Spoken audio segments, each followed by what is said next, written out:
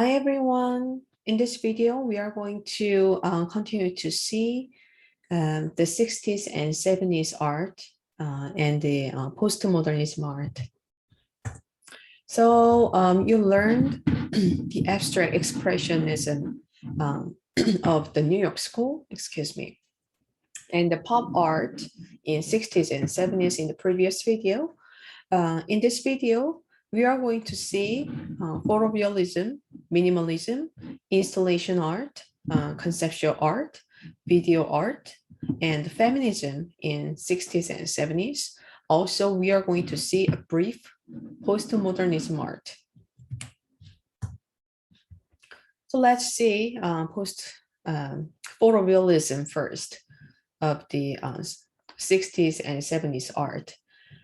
So pop art focus on imagery in the mass media inspired artists to look more closely at photographs in trend called photorealism, and they began to paint what they saw in the photographs. So Chuck Close is an American painter, artist, and photographer. He makes massive scale photorealist portraits, and Close often paints abstract portraits of himself and others, which hang in collection internationally. Close also creates photo portraits using a very large format camera. The super realistic portrait painting on large canvases are his representative style of art. So this is an acrylic painting on canvas. Close had been known for his skillful brush work as a graduate student at Yale University. And Close began a series of paintings derived from black and white photographs of a female nude, which he copied onto canvas and painted in color. As he explained in a 2009 interview, he made a choice in 1967 to make art hard for himself and force a personal artistic breakthrough by abandoning the paintbrush. And throughout his career, Chuck Close has expanded his contribution to portraiture through the mastery of such varied drawing and painting techniques as ink, graphite, pastel, watercolor, Conte crayon, finger painting, and stamp pad ink on paper, and also printmaking techniques such as metal tint, etching, wood cuts, lino cuts, and screen printing, as well as handmade paper collage, Polaroid photographs, daguerreotypes, and jacquard tapestries. Let's move on to the minimalism in 60s and 70s art. Minimalism is an art movement that began in post-World War II Western art, most strongly with American visual artists in the 1960s and early 1970s. The movement is often interpreted as a reaction against abstract expressionism and modernism, and it anticipated contemporary post-minimal art practices, which extend or reflect on minimalism original objectives. And Donald Judd was an American artist associated with minimalism.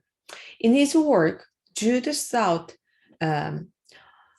autonomy and clarity for the constructed object and the space created by it. He abandoned painting for sculpture in the early 1960s.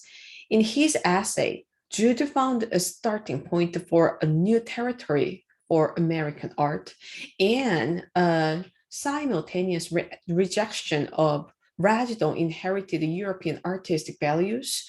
These values being illusion and represented space as opposite as opposed to real space. And the next art style we are going to see is installation. So installation art is an artistic genre of three-dimensional works that often are site-specific and designed to transform the perception of a space. So minimalism, the minimalistic sculptures were shown carefully positioned and in the architectural spaces of a museum or galleries. And artists created installations and spaces conceived of as works of art or viewers to enter and experience. And there was conceptual art immersed in 60s and 70s art. Conceptual art is art in which ideas are paramount and the form that realizes those ideas is secondary, often lightweight or unremarkable. So conceptual art is art in which the concept or idea involved in the work take precedence over traditional aesthetic, technical, and material concerns. Conceptualism is not a style, but a way of thinking about art. And artists have put it to many different uses. So many conceptual artists worked with the language for works when written take on a double life as image and ideas. So Yoko Ono's Grapefruit is a conceptual artist book. An artist book is a work of art that is based on the idea of a book and what a book does. So we accept that books are made of paper, are bound, and contain information. So the artist book plays on this truth. And the next art trend in 60s and 70s is video art. So portable video cameras were first made available to the general public in 1965. And the first two works of video art quickly followed by within weeks of each other. One was by Andy Warhol, who had been asked by a magazine to experiment with one of the new devices. And the other was by Namjoon Park, who recorded from a taxi his view of the papal motorcade during the Pope's historic visit to New York in 1965. So Namjoon Park was a Korean-American artist. He worked with the various of media, and he is considered to be the founder of video art. So Namjoon Park, internationally recognized as the father of video art, created a large body of work, including video sculptures, installations, performances, videotapes, and television productions. He had a global presence and influence, and his innovative art, visionary ideas continue to inspire a new generation of artists. So there is a video about Namjoon Park's video art. Please watch it for your understanding of the video art. And the next art movement we are going to see is feminism. So feminist organizations had originally been formed around such issues as equal rights and equal pay. Because images are powerful and pervasive in contemporary society, and visual culture quickly became a feminist concern, both in art and in the media. So women art professionals organized to recover women's art of the past, to push for more equitable representation in museums and galleries, and to nurture contemporary women artists. So Judy Chicago is an American feminist artist, art educator, and writer known for her large collaborative art installation pieces about birth and creation images, which examine the role of women in history and culture. So by the 1970s, Chicago had founded the first feminist art program in the United States.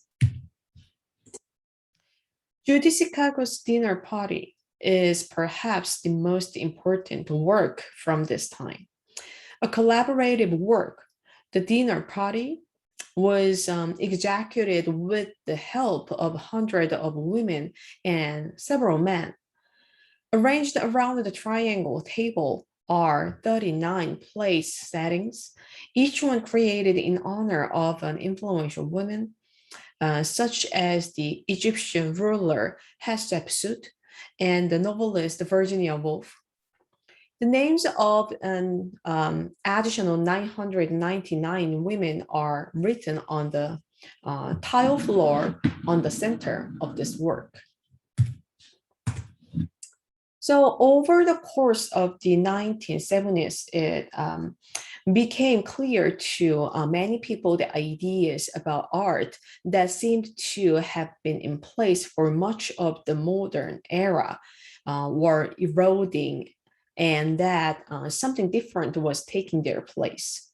So this new climate of thought came to be called postmodernism. The term postmodern was first used to describe architecture such as Rancho Piano and Richard Rogers George's Pompidou National Center of Art and Culture. So I will show you two famous postmodernist artists now. So the term postmodern was first used to describe architecture such as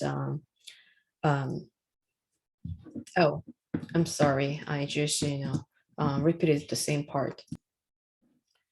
So this is the first artist we are going to see for the postmodern art movement, Damien Hirst.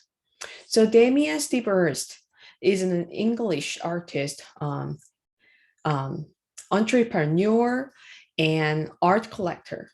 So he is one of the young British artists who dominated the art scene in the UK during the 1990s. He is reportedly the United Kingdom's richest living artist. So most of Damien Hirst's works are focused on death since his father's death. And his works are profound and give us thoughts about life and death. So for the love of God, this sculpture is made by artist Damien Hirst, produced in 2007. It consists of a platinum cast of an 18th century human skull, encrusted with 8,601 flawless diamonds, including a pear-shaped pink diamond located in the forehead that is known as the skull star diamond. So there is a video about Damien Hirst in this page. So please watch the video to see his diverse works of art. So the next postmodernist artist is Matthew Barney.